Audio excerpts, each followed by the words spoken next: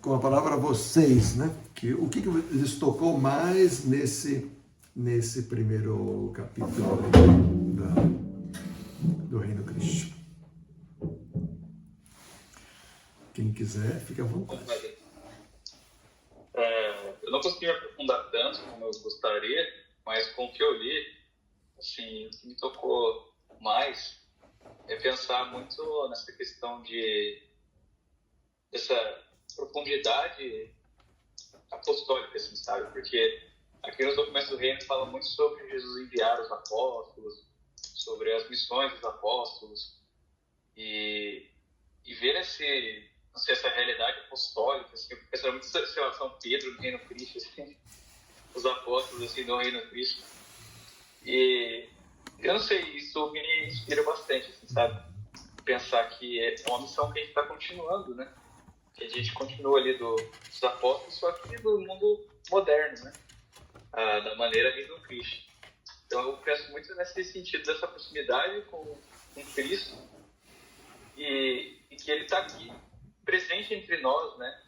Não está distante, não está como se o céu fosse paralelo, assim, a terra, não, está aqui agora, né?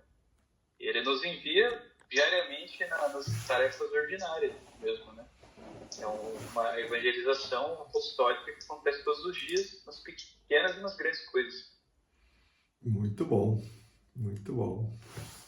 Quem mais?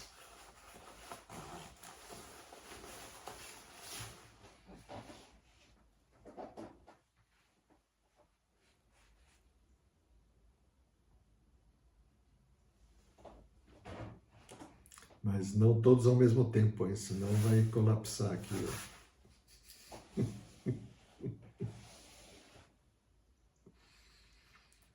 Vai, Marisa, eu sei que você está morrendo de vontade de falar. Então,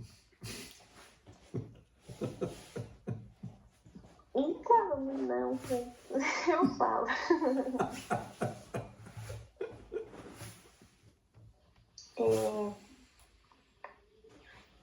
Deixa eu achar só a parte que eu tava tentando pegar uma colinha que tinha visto uma parte que eu tinha achado muito legal. A que fala sobre o fim do reino Cristo, né?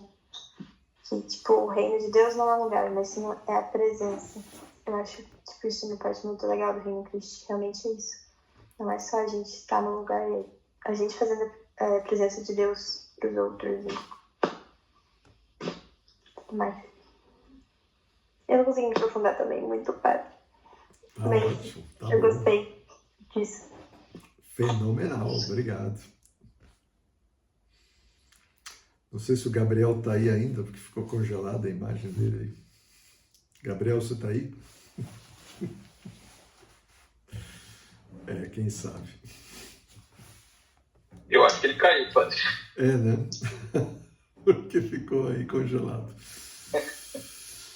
Então, tá. Vamos avançar um pouquinho mais. O objetivo hoje, nós podemos falar sobre todo o Reino Cristo em um só encontro. Óbvio que a gente não vai conseguir, mas nós, pelo menos, nós vamos tratar de definir o Reino Cristo e, depois disso, aprofundar nos diversos aspectos dessa definição.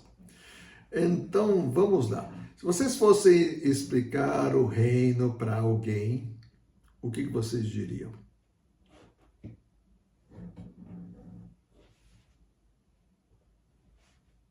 Tem uma pergunta boa, Paty.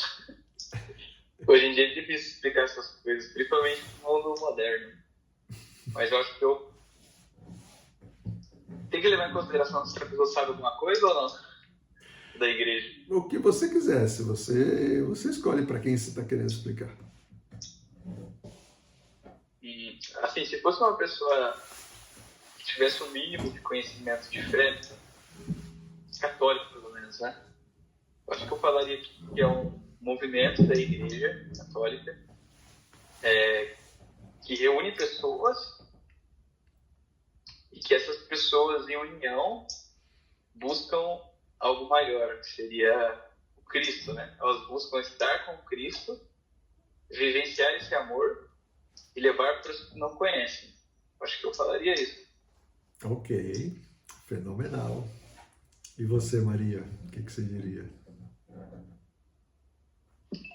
Bom, eu vou falar a explicação que eu faço para os meninos desse que o Reino Cristo é um movimento, um carisma da igreja, que seria tipo uma característica de tipo, um grupo de pessoas que gostam de ter tipo, um estilo de vida parecido, que são contemplativas e evangelizadoras, ou seja, que buscam a Jesus para poder levar as outras pessoas.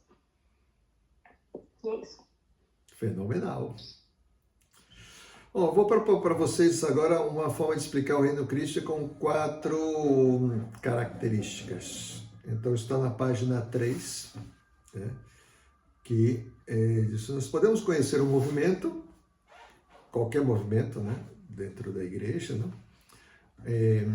através do seu fim, ou seja, o seu objetivo, né, o seu estilo de vida, a sua espiritualidade e o seu apostolado. Ou seja, 4 elementos que compõem um movimento. Né? No caso do Reino Cristo, então, não sei se vocês querem anotar, porque eu acho que isso seria muito interessante, você já tem aí escrito, né?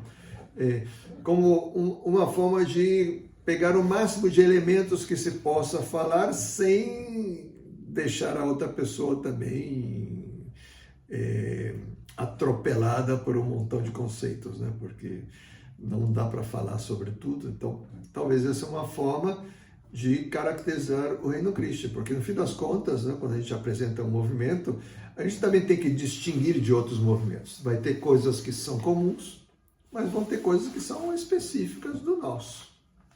Né? Então, nosso objetivo, nosso fim é o mesmo de todo movimento, né, que é a santidade. Né? A santidade dos membros, isso é comum a qualquer movimento na igreja e deveria ser o objetivo principal do cristão, ser santo. Ser santo. Mas nós também temos como fim que essa santidade chegue a outras pessoas e inclusive chegue a uma cultura, chegue a todo mundo. Nós temos esse desejo, né, por que Deus nos inspirou, né? Isso é o que significa fazer presente o reino de Cristo. Né? Isso é que Cristo reine primeiro no meu coração, sendo santo, né? E depois no coração das pessoas, e através disso chegue também na sociedade. Quer dizer, que a cultura seja evangelizada, que a educação seja evangelizada, que a política seja evangelizada, que o esporte seja evangelizado. Padre, isso é impossível. Não sabemos. Não sabemos. Deus, só Ele sabe qual é o limite, né, daquilo que Ele quer fazer, mas Ele nos inspirou isso. Né? Fazer presente o reino de Cristo, primeiro no nosso coração, e através da nossa santidade, ajudar outros, que também Cristo reine no seu coração e no coração da sociedade.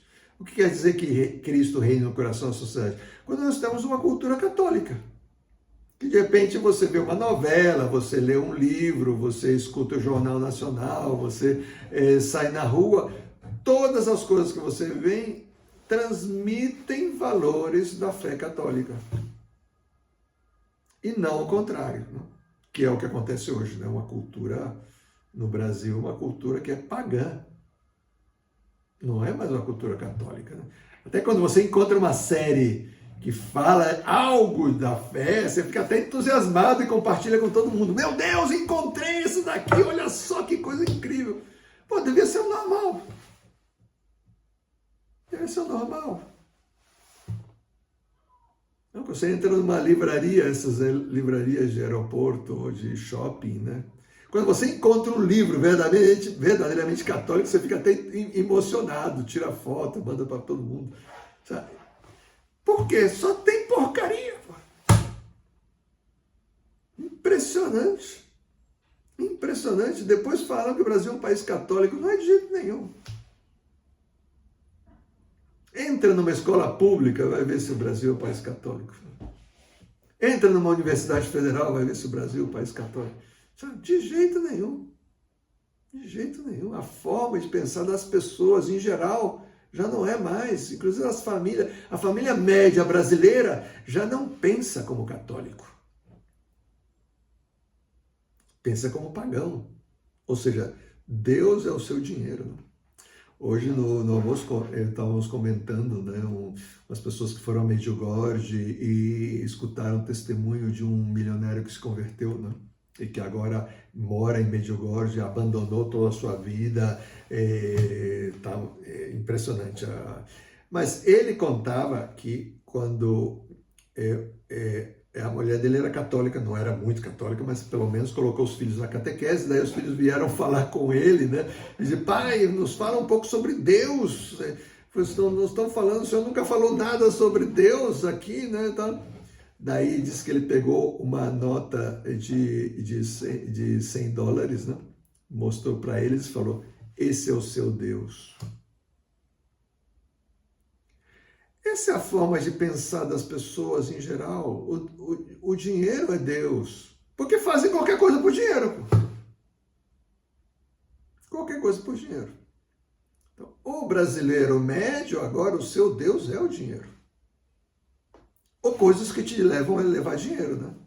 Ser influencer, ter milhões de seguidores no Instagram. Então, você nem gosta de fazer aquilo, mas isso te dá dinheiro, então você... Então, quando nós falamos de sociedade, que Cristo reine na sociedade, é isso. Né? Os critérios passam a ser do Evangelho. Vamos ter trabalho. Então, esse é o fim do reino Cristo, tá?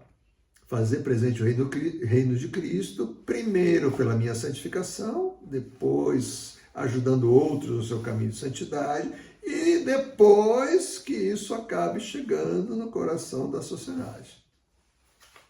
Depois, a gente vai falar um pouquinho mais sobre isso mais na frente. Né? Segundo aspecto, então o primeiro aspecto é o fim, né? O fim do movimento, o fim do reino Cristo é isso. Fim como objetivo, tá? Segundo, estilo de vida. Todo movimento tem um seu estilo de vida, ou seja, propõe uma forma de viver para os seus membros. Né? Então, todo movimento tem uma forma de se viver. No reino Cristo, a nosso estilo de vida são os 5 pilares. Então, é fácil. Vocês já tiveram milhões de palestras sobre os 5 pilares, então, aí está vida espiritual, acompanhamento pessoal, formação, apostolado e vida de equipe. Esse é o estilo de vida do reino Cristo, que é o mesmo estilo de vida do CID. Terceiro aspecto, a espiritualidade. Esse também é fácil. Todo movimento tem uma espiritualidade. Todos levam a um relacionamento com Deus. Né? Porque espiritualidade significa isso. Relacionamento com Deus. Quando a gente fala de espiritualidade, não é fumar um baseado e estar nas estrelas e ver coisas e tal. Ou não é tampouco como o Nova Era, não, a energia, as energias, os diversos tipos de pedra, que tipo de energia tem uma ametista, ou um diamante, ou a pirâmide, ou o sol, não sei. Não, nada a ver com energia. A espiritualidade não tem nada a ver com energia. Espiritualidade é relacionamento com Deus. Relacionamento. O que é um relacionamento? Uma relação de amor com Deus. Então, qual é a espiritualidade do reino Cristo? Nós podemos resumir no cristocentrismo. Cristo ao centro. Cristo é tudo para nós. Daí vem todo o resto da nossa espiritualidade. Cristo é o nosso critério, centro e modelo. Então, esse é o terceiro elemento que a gente está falando. Né? Primeiro, fim, estilo de vida, espiritualidade. Por último, o apostolado. Todo movimento é uma forma de apostolado. A maioria dos movimentos, o seu apostolado, é simplesmente viver a vida do próprio movimento. Tá? É você ser membro desse movimento e convidar outras pessoas a serem membros desse movimento. A maioria dos movimentos da igreja é assim. No caso do Reino Cristo, além disso, tem também o que nós fazemos para fora, né? Para ajudar outras pessoas, ainda que elas não sejam membros do movimento, elas possam se aproximar da fé, né? Aqui eu tinha colocado a urgência de fazer o reino de Cristo presente. Isso é verdade, mas ficou faltando um elemento que depois eu vou escrever aí, que é a formação de apóstolos. O nosso apostolado, ele é caracterizado pela formação de apóstolos. Não só formação de cristãos, galera, isso eu acho que é um elemento importante, que deveriam ser sinônimos. Todo cristão deveria ser apóstolo, por definição. Mas na prática isso não acontece. Na prática isso não acontece. Então nós fazemos ênfase na palavra apóstolo para caracterizar que o cristão que nós estamos formando, ele também tem que levar a sua fé a outras pessoas. Ele não está só para desfrutar da fé. Ele está para levar a fé a outros. Então, o nosso apostolado é a formação de apóstolos. Formar pessoas que depois queiram levar a sua fé a outras pessoas. Não queiram ficar com a sua fé para si mesmo. Vocês sabem o que significa a palavra apóstolo?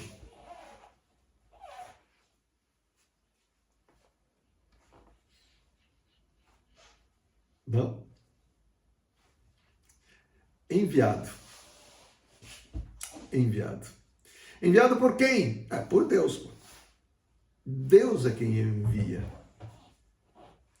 Então Deus conquista o nosso coração, nos forma no caminho da santidade e depois nos envia. Nos envia a quê? Para levar essa fé para outras pessoas.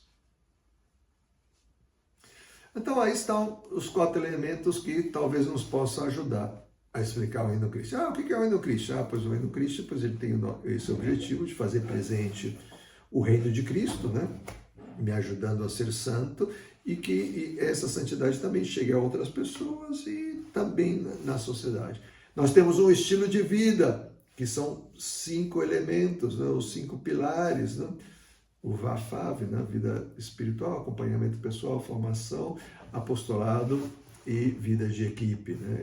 Os membros do Reino Cristo buscam viver dessa maneira. Tem uma espiritualidade que é cristocêntrica, Cristo ao centro, ou seja, a nossa forma de nos relacionar com Deus é através de Jesus Cristo, a segunda pessoa, a Santíssima Trindade, Deus encarnado, o seu exemplo, as suas palavras, o que ele disse no Evangelho, a forma dele atuar.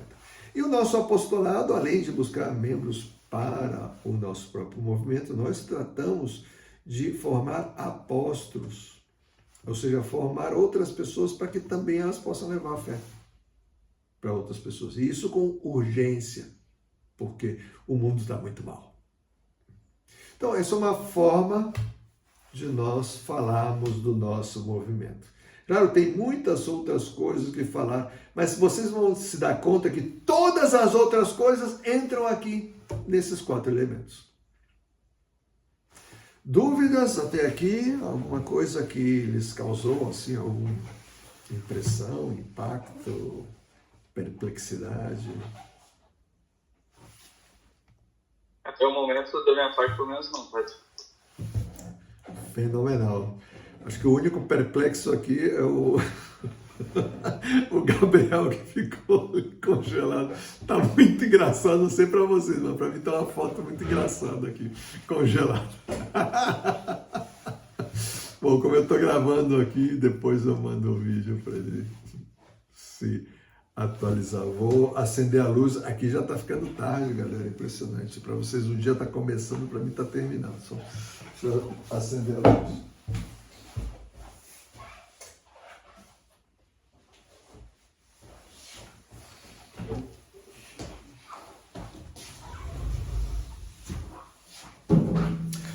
Então vamos lá. Qual é o fim do Reino Cristo? A gente vai passar rapidamente sobre isso, porque já falou bastante, né? Aí páginas 3 e 4, né? Fazer presente o Reino de Cristo. Isso já ficou claro. Alguém ficou com alguma dúvida sobre o que significa isso, fazer presente o Reino de Cristo? Uma confusão normalmente que as pessoas fazem é pensar que o reino de Cristo é um lugar, né? E foi muito bom que a Maria falou isso ao início, né? De que não é um lugar, não é uma coisa, né? A gente sempre fala do reino, né? A gente não está acostumado com reinos, né? Porque a gente não vive nenhuma monarquia, mas pelo menos em filmes e desenhos animados a gente vê, né? Os reinos e tal. É sempre um lugar que tem um castelo e não sei o que tal. Não, o reino de Cristo é a presença de Cristo em nós. Que ele reine no nosso coração. Reino de Cristo quer dizer, ele reina no nosso coração, ou seja, ele é o dono do nosso coração. Não somos nós mais os donos do nosso coração, é Deus. Padre, mas isso não é uma despersonalização? Eu deixo de ser quem eu sou e Deus passa a ser em mim? Não, porque se Deus quisesse fazer isso, ele já tinha feito, ele é Deus. Mas ele nos criou livres, para que livremente nós queiramos ser parecidos com ele, sem deixar de ser quem nós somos. Isso é que é interessante. Mas como é que se dá isso de ser parecido a Deus sem deixar de ser quem nós somos? E além do mais, por que nós temos que ser parecidos com ele? Porque eu não posso ser simplesmente eu. Porque se nós somos simplesmente nós somos só humanos. Deus, quando ele se encarnou, Jesus, quando se encarnou, ele morreu na cruz, ressuscitou, subiu aos céus, ele se encarnou num ser humano para nos elevar ao nível de Deus. Deus se fez homem para que o homem se faça Deus. Ou seja, ele nos quer levar acima da nossa natureza, ele nos quer levar ao nível de Deus. Nós éramos só criaturas e agora somos filhos adotivos de Deus. Nós podemos pensar como Deus pensa, sentir como Deus sente, amar como Deus ama. Isso é impossível para o ser humano. A capacidade de pensar do ser humano é muito pequena. Por mais que nós achamos que somos inteligentes, pegamos um Einstein da vida, nossa, o cara era muito inteligente. Comparado com a inteligência de Deus, ele era muito burro. Com todo respeito ao Einstein ou qualquer outra pessoa que seja muito inteligente. Porque Deus é muito mais. E ele nos quer elevar ao seu nível. A nossa capacidade de amar, por exemplo. Pega a pessoa que vocês acham que ama mais na história da humanidade. Sei lá, a Madre Teresa de Calcutá. São Francisco. Não chega nem aos pés da capacidade de amar de Deus, que deu a sua vida por nós. E daria 1000 vezes mais, perdoou os seus inimigos sendo crucificado, ao mesmo tempo que estavam cravando ele na cruz. Pai, perdoa-lhes, eles não sabem o que fazem. Como que não sabem o que fazem? Estão te matando. Pois é. Que capacidade de amar. Inexplicável. Deus nos quer elevar a esse nível de capacidade de amor. A capacidade dele de amar. A capacidade dele de conhecer. Conhecer a realidade. O que nós conhecemos sobre a realidade? Hoje, século XXI, o ser humano conhece muitas coisas. Não conhece nada. Não conhece nada. Em relação com tudo que falta por conhecer, nós não conhecemos nada. Deus nos quer levar ao seu nível de conhecimento. Isso é o que quer dizer que Deus transforma o nosso coração no seu coração, sem deixar de sermos nós. O Jonas não vai perder a sua identidade de Jonas. A Maria Clara não vai perder a sua identidade de Maria Clara, nem Gabriel, nem a Lua, nem a Helena. Esse fazer presente o reino de Cristo é uma transformação do nosso coração no coração de Deus. A divinização. O maior sonho do ser humano é ser Deus. Pois é. Ele nos concedeu isso, essa possibilidade através do batismo. Então, isso é o que quer dizer o reino de Cristo. Que a gente poderia usar outra palavra, que é santidade. ser santo. Ser santo. Ser santo como Deus é quando Deus reina no nosso coração. Tá? Depois sobre isso no coração dos homens e da sociedade. Nós não nos contentamos que isso seja só nosso. Nós queremos que chegue a outras pessoas, né? Mas sempre vai chegar através de nós. Ou seja, primeiro nós mudamos nosso coração. É inútil, meus queridos, nós queremos mudar o coração do mundo ou de outras pessoas se nós mesmos não mudamos. Isso quer dizer que nós não acreditaríamos naquilo que nós estamos falando, né? Então, nós temos que ser os primeiros a querer mudar. Não digo mudar porque essa mudança depende de Deus. À medida que nós queremos, nós deixamos que Deus atue, Deus vai derrubando os obstáculos dentro de nós e pouco a pouco vai fazer a transformação que Ele quer fazer. Ou muito a muito, vai depender do que Ele veja que Ele pode fazer em nós.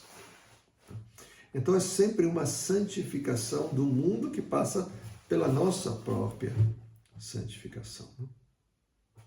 E que no nosso caso também inclui a ação apostólica. Ou seja, também vamos querer fazer algo para que isso aconteça. Só que esse fazer algo é uma resposta a Deus. A obra da santidade, a obra da evangelização sempre é de Deus. Não é nossa. Não é nossa. Normalmente, as pessoas convertidas, as pessoas que não conheceram a Deus e se convertem, elas têm muito zelo apostólico e querem mudar o mundo. Não, vamos fazer isso, vamos fazer aquilo, não sei o que e tal. Calma. Não é você que vai salvar o mundo. Deus não precisa de você, com todo respeito. Porque Deus não precisa de ninguém. Onde é que nós estávamos quando Deus resolveu criar o mundo? Nós nem existimos. E olha que Deus fez um mundo muito bonito. Incrível, Ele não pediu conselho para ninguém. Pois é.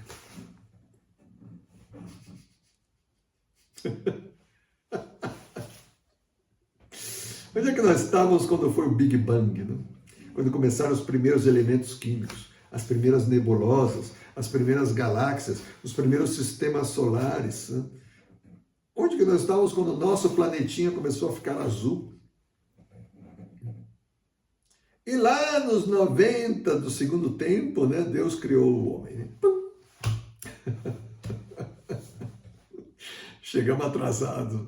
Putz, cheguei atrasado na criação. Poxa Deus, eu podia ter dado uma opinião aí sobre essa história das montanhas, né? Tem montanha muito alta, montanha muito baixa, tá? O oceano podia ter menos, mais, não sei o que e tal. Deus não precisa de nós. Não precisou para a criação, não precisou para a redenção, Ele redimiu a humanidade sozinho, né? E não precisa de nós para a evangelização. Ele quis precisar. A pergunta é, por quê? Por que Deus quis precisar de nós para a evangelização? Por pura misericórdia.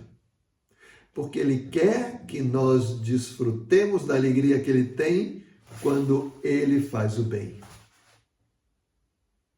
Deus, Ele é muito feliz fazendo o bem. E Ele fica muito feliz vendo a felicidade das pessoas recebendo o bem que Ele faz. Ele quer que nós desfrutemos dessa alegria junto com Ele. É que é muito bom quando você faz o bem. É fenomenal. E Deus quer que nós possamos desfrutar dessa alegria.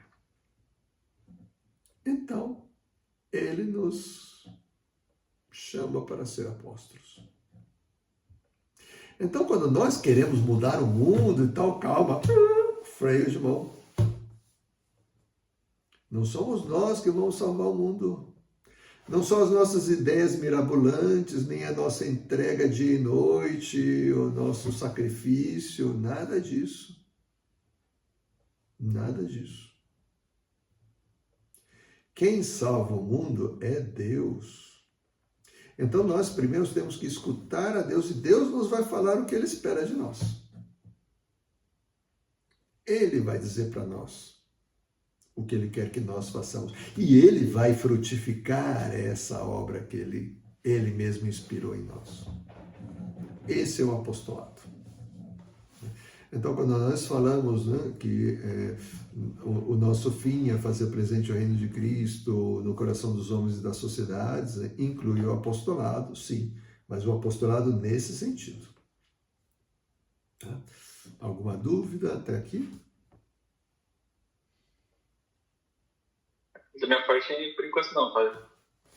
Fenomenal, vamos em frente então. O estilo de vida dos membros do Reino Christi. Isso daqui sim, vocês já tiveram milhões de palestras, então eu não vou entrar. Tá? Vocês já sabem quais são os 5 elementos e só gostaria de fazer um ênfase. Dos 5 elementos, qual é o mais importante?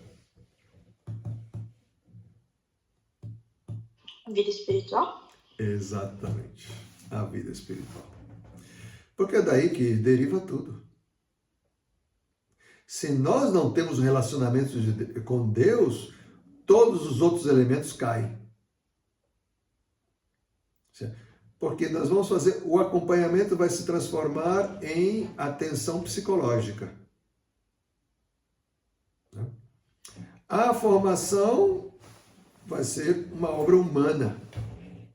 A vida de equipe também. E o apostolado também. Obras humanas, ações humanas. Vamos criar ONGs e não apostolados. Sem vida espiritual, todos os outros 4 elementos caem por terra. Não servem. É a vida espiritual que marca que nós somos de Deus e a ação de Deus em nós. E aí sim o acompanhamento tem sentido, porque então é um acompanhamento para ser santo. Eu estou sendo acompanhado porque eu quero ser santo e quem não é acompanhado facilmente se perde pelo caminho. É difícil alcançar a santidade. Agora, sem acompanhamento, acaba sendo impossível. Facilmente nós nos enganamos. Facilmente. Formação fundamental. Sem formação, nós caímos na ideologia. As ideologias, o que são? São algumas verdades que são estereotipadas e elevadas a nível absoluto. Então perdem a noção do conjunto. Nós precisamos de formação, ampliar os nossos conhecimentos sobre a fé e sobre conhecimentos humanos também. Né? O apostolado já falamos, fundamental. Né? E a vida de equipe, sobretudo nos tempos que correm, porque o nosso mundo não é mais católico, então nós estamos numa sociedade completamente adversa contra a fé. Então a equipe seria o nosso oásis. Onde nós encontramos paz, onde nós podemos manifestar as nossas ideias sem ser julgados, sem que de repente alguém nos crave a faca nas costas, não? Porque eu sou isso, que eu sou aquilo, etc. Não. Aí é o nosso oásis. Mas vamos ao número 4, que é a espiritualidade. E aqui a gente vai dedicar mais tempo. Nós estamos na página 7. Qual é a espiritualidade do Reino Christi? Neste ponto eu coloquei toda a espiritualidade do Reino Christi. Nós tínhamos resumido no cristocentrismo, mas o cristocentrismo é um resumo. Nós temos um movimento que tem uma espiritualidade muito rica. Isso aqui vem desse cristocentrismo. Então, os principais elementos da espiritualidade do Reino Christi, aqui são 10. Primeiro, cristocentrismo. Segundo, espiritualidade do reino. Terceiro, 5 amores do Reino Christi. Quarto, Espírito Santo. 5, contemplativo evangelizador. 6, tempo e eternidade. 7, a vida como uma liturgia. 8, a caridade. 9, as virtudes teologais. E 10, humildade, sinceridade de Cristo e outras virtudes humanas. Hoje nós vamos falar rapidamente sobre cada um deles. Mais para frente, quando a gente volte sobre os temas da espiritualidade, a gente aprofunda, porque vale a pena. seja, para viver uma boa espiritualidade, nós precisamos mastigá-la. Mas hoje a gente vai dar uma visão de tudo, porque o nosso objetivo é ver todo o Reino Cristo em um encontro, ou talvez 2, ou talvez 3, mas fazê-lo tudo de uma vez e depois ir aprofundando, né? Como a gente começa na espiral. Então, o cristocentrismo, nós já tínhamos falado, então, é a experiência do amor de Cristo. O que significa cristocentrismo? Eu experimento que Cristo me ama, então ele passa a ser o centro da minha vida. Então, o centro da minha vida já não são mais os meus planos. Uau, como assim, padre? Oh, difícil dizer isso no mundo de hoje, hein? Hoje em dia sempre, seja você mesmo, realize-se, faça aquilo que você gosta, encontre qual é o seu próprio eu, o seu eu profundo, e faça com que isso, e mostre os seus direitos para a sociedade, todos têm que respeitar quem que você é, etc. Se você fizer isso, você vai descobrir que você é um grande pecador, cheio de defeitos, egoísta, soberbo, vaidoso, preguiçoso, e vai jogar isso em cima de todo mundo. Que é o que acontece no mundo de hoje. Nós estamos cercados de pessoas que vão deixando que o seu egoísmo se transforme em galopante. E todo mundo buscando seus direitos e ninguém querendo cumprir os seus deveres. Então, as pessoas cada vez mais infelizes. Quanto mais buscam a sua própria felicidade, menos a encontram. Cristocentrismo é descobrir que a nossa felicidade está em Deus. E que o nosso principal inimigo para chegar a essa felicidade somos nós mesmos. O nosso egoísmo, a nossa soberba, a nossa vaidade, o nosso orgulho, a nossa preguiça, a nossa luxúria, a nossa ira, a nossa inveja. Tudo isso está dentro de nós. Então, quando nós colocamos o nosso coração não no nosso desejo, mas no desejo de Deus, isso é o cristocentrismo. Por que não é deuscentrismo, né? Porque Deus se fez homem. Deus se encarnou. Por que ele se encarnou? Para mostrar como vive um ser humano. Como é um ser humano perfeito. Por isso Cristo é tão importante.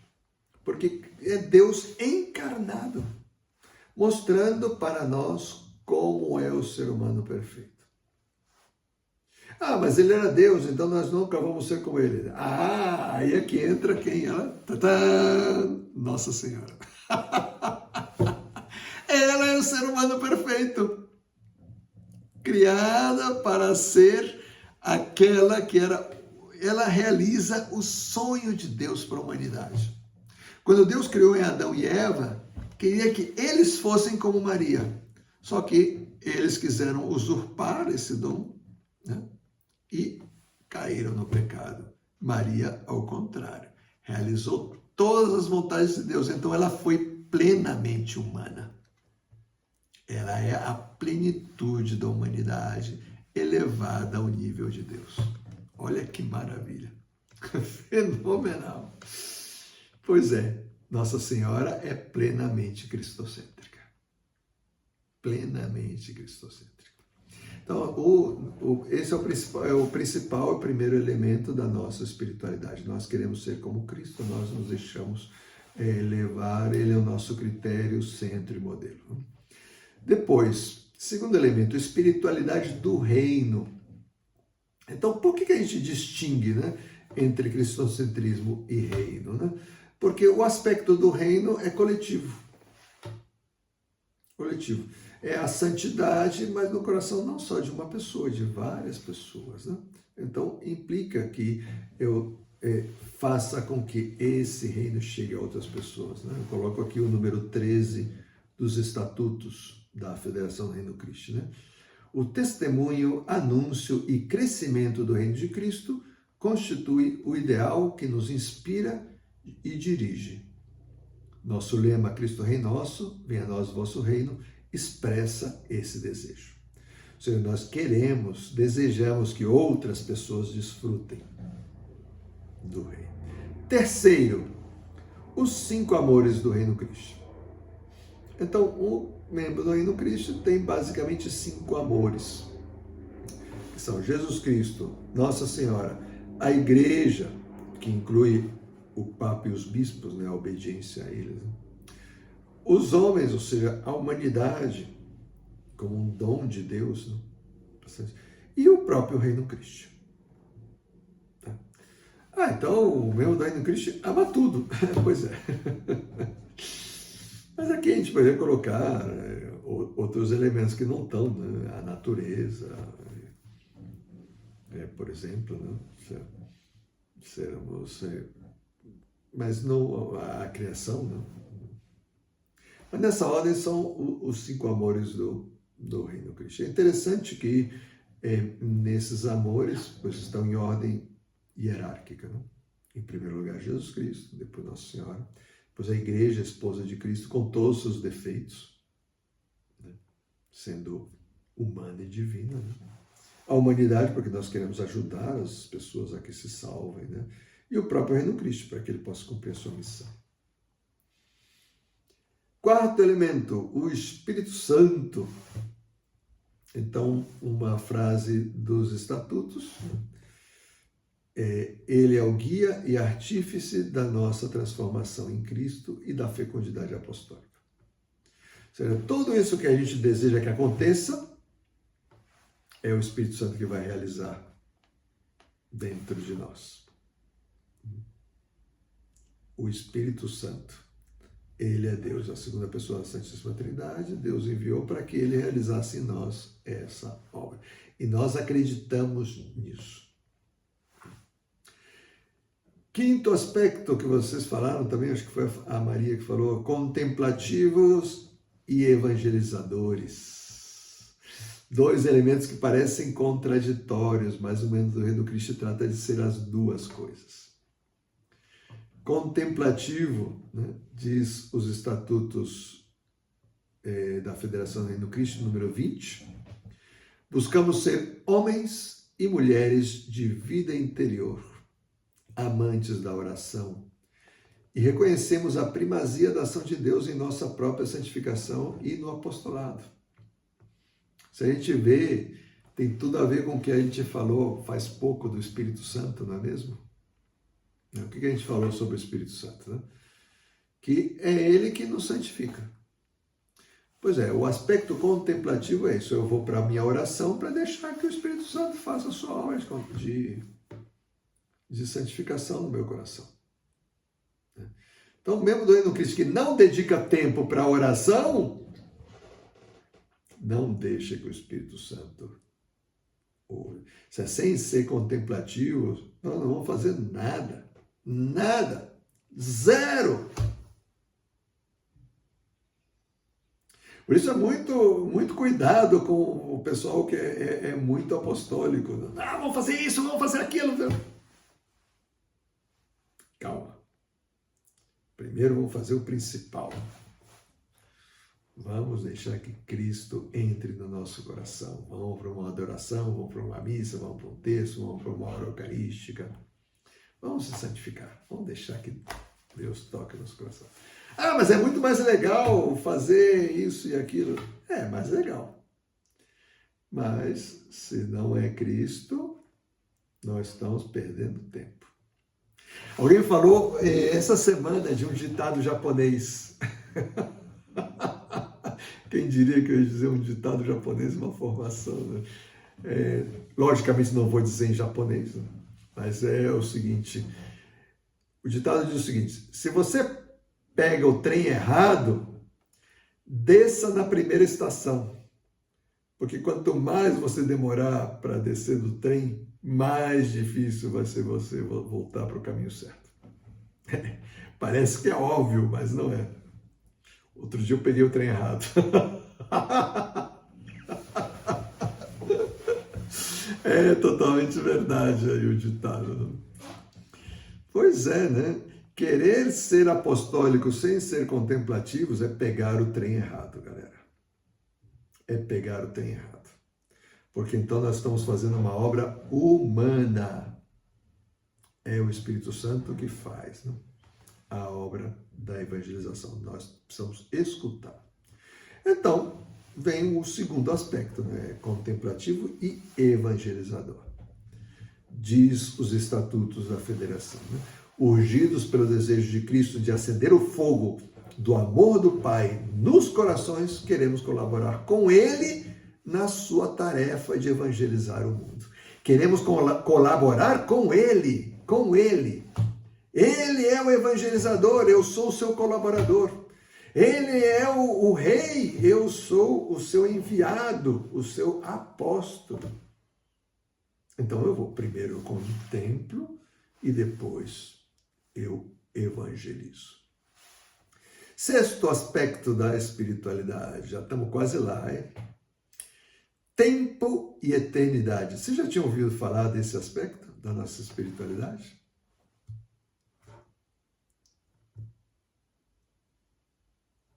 Não? É um aspecto que se fala pouco, mas é muito característico da espiritualidade do reino.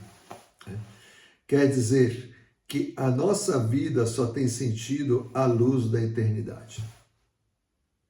A nossa vida só tem sentido à luz da eternidade. Então, quando nós fazemos presente o reino de Cristo nesse mundo, não é só para fazer um mundo melhor, não. Um mundo onde se respeita os direitos das pessoas, todo mundo tem oportunidades, todo mundo tem acesso à saúde, à educação, à proteção. Nós podemos sair na rua sem ser assaltados, sem ser assassinados, sem ser estuprados, sem ser sequestrados. Nós podemos estudar, nós temos acesso à internet, saneamento. Ok, tudo bem, tudo muito bonito, etc. Mas isso é deste mundo. A nossa visão é para a eternidade. E quando nós temos a meta na eternidade, a eternidade melhora o tempo, melhora as coisas do tempo. Nós vivemos no tempo, mas nós tratamos de viver nesta vida pensando na eternidade. Inclusive, mais, fazendo com que a eternidade entre no tempo. Tratando de viver já aqui algo do que está reservado para lá. O que é esse algo que está reservado para lá? O que vocês acham? Ele seria a vida eterna, né? A união efetiva com Deus. A união efetiva com Deus, a relação de amor com Deus, o matrimônio com Deus. Padre, isso parece muito pouco. Eu gosto mais de Fórmula 1, de saltar de paraquedas, de surfar ondas gigantes, de pular de bungee jump, de subir o Everest, de pegar um foguete para a Lua, sei lá, coisas emocionantes. Eu estou falando de uma relação de amor com Deus. É que essa relação de amor inclui todas as emoções que nós temos aqui a nível extra hard. Essas emoções não são nada comparados com o que é um segundo de amor com Deus. Todas as experiências humanas são poeira, nada comparada com isso. Então, essa consciência da fugacidade desse mundo, da fugacidade das experiências humanas, é o que quer dizer esse tempo e eternidade. Essa característica número 6. Depois a gente vai aprofundar mais nisso. Mas fiquem com isso. É tratar de trazer para este tempo algo da eternidade. É uma característica muito forte do Reino Cristo. Número 7, a vida como liturgia. Só com esse título, o que vocês entenderiam? A vida como uma liturgia. Eu entendo que seria um oferecimento diário, assim, igual na missa é uma oferta, né? Então, seria oferecer a nossa vida, os nossos atos diariamente ao Pai. Exatamente. É que a nossa vida tem um significado litúrgico. Quer dizer, uma vez que você vive para Deus, tudo que você faz tem significado de amor, porque você ofereceu. Ainda as coisas mais banais da sua vida. Por exemplo, eu estou estudando. O que isso tem de eterno? Em si mesmo não tem nada. Mas a partir do momento que você ofereceu para Deus, tem um significado eterno. Mas o que é isso? Qual é esse significado? Quer dizer, o que você faz aqui acumula méritos para a eternidade, ou seja, vai melhorando o seu relacionamento com Deus na eternidade. É como num relacionamento humano, seja entre namorados, entre esposos ou com nossos pais. Qualquer relacionamento de amizade, de amor, ele se acrescenta com os detalhes de oferecimento, que não necessariamente são materiais. Você não vai estar dando presente o tempo todo. Mas você pode mandar uma mensagem, um olhar, um carinho. Tantas pequenas coisas. De repente, uma coisa assim, eu vi uma vez num filme, né? De um piloto que ele tinha conseguido ser piloto, o pai dele não acreditava nele, mas ele acabou conseguindo e tal. E a principal corrida que ele fez, ele tinha colocado no capacete dele um adesivo, que era o adesivo do time de futebol do pai, que o pai tinha jogado. E quando foi a entrevista, ele pega o capacete e coloca na frente para que se veja o adesivo. Essa mensagem para quem era? Para o público em geral? Não. Era para o seu pai. Era um recado de amor. Pai, eu te amo. Um ato, um símbolo que passa batido para todo mundo, menos para a pessoa para quem ele foi endereçado. É isso que significa a vida como uma liturgia.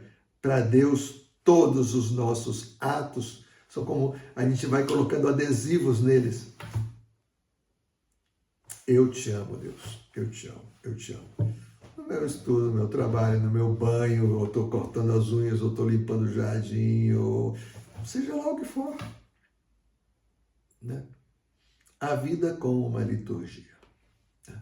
Oitavo, também muito característico do Reino Christi, a caridade. Amar ao próximo como Cristo os ama e por amor a Cristo. Ver a Cristo no próximo e por isso amá-lo. A caridade é a rainha das virtudes porque Deus é amor.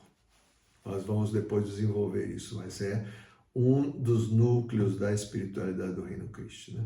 Que é o núcleo da espiritualidade da igreja, né? A caridade.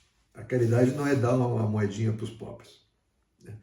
É ver na outra pessoa a Deus, ainda que ela não tenha nada de amável. Então, pois nós vamos ver depois como é isso, né?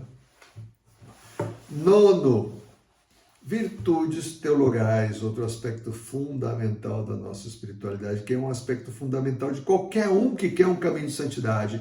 Sem virtudes teologais não existe santidade. Virtudes teologais, fé, esperança, caridade. A gente já falou da caridade, né? A fé é esperança. Sem fé e sem esperança, esperança teologais, esperança sobrenatural. Nós vivemos de fé e nós precisamos alimentar essa fé. Que seja fé real e não atividade simplesmente humana. E por último, humildade, sinceridade de Cristo e outras virtudes humanas. Ou seja, o Reino Christi vê as virtudes humanas como base sobre o qual eu construo a vida espiritual. Base sobre a qual eu construo a vida espiritual. Sem virtudes humanas básicas, eu não consigo entender a vida espiritual. Uma pessoa que ela não tem nenhuma virtude, que ela é animalizada, ou seja, ela vive em função dos seus sentimentos, dos seus instintos, dos seus gostos, dos seus prazeres, ela dificilmente entende o significado das coisas mais sublimes, como, por exemplo, a generosidade, a humildade, o amor desinteressado. Ela não entende isso. Ela vai dizer, não, você é um otário. Eu domino, ninguém me engana e eu engano todo mundo, então eu me dou bem. Quantas pessoas vivem assim e pensam assim?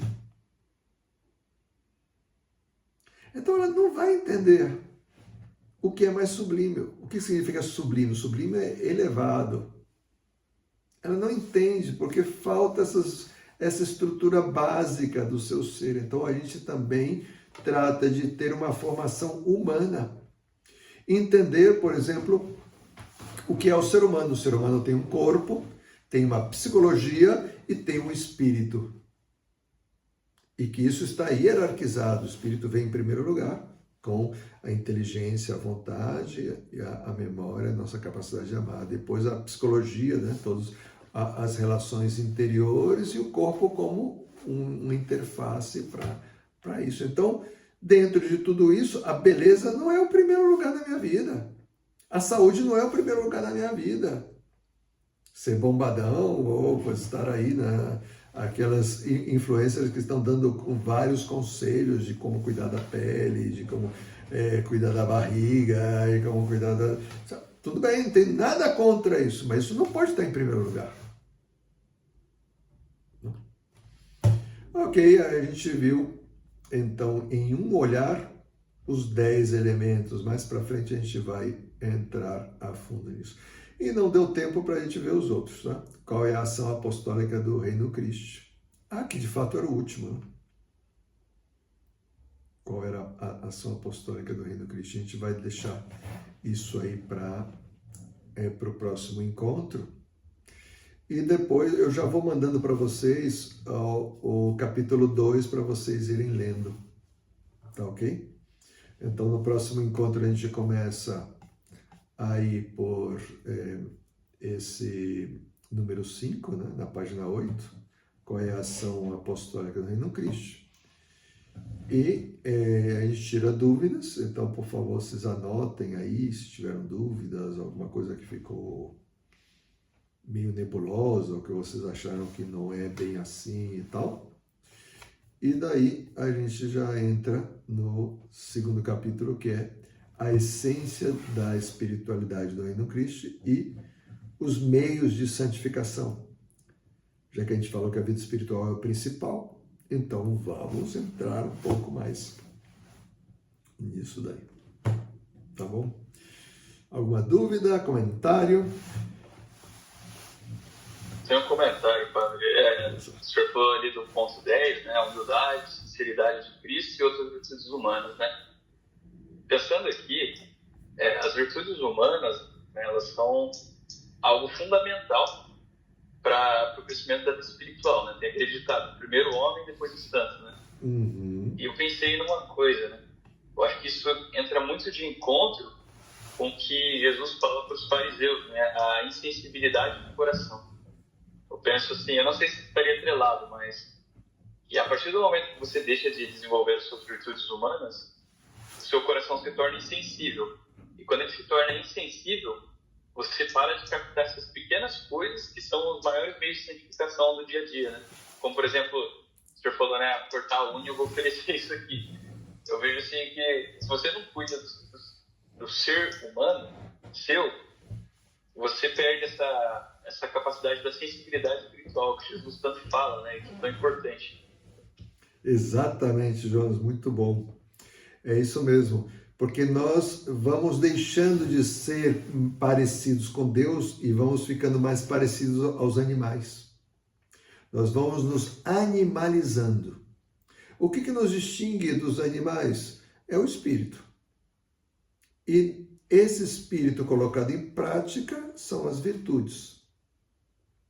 Na medida que nós não praticamos essas virtudes, o nosso espírito vai perdendo força. E o nosso aspecto animal vai ganhando cada vez mais importância. Então, basta ver, hoje em dia, a importância que se dá ao corpo. Com todo respeito ao corpo, eu também vou ao médico, eu também me cuido, eu também faço ginástica, eu também estou cuidando dos alimentos que eu como. Mas isso não pode ser o primeiro na minha vida. E para várias pessoas, isso não é só o primeiro, é o único.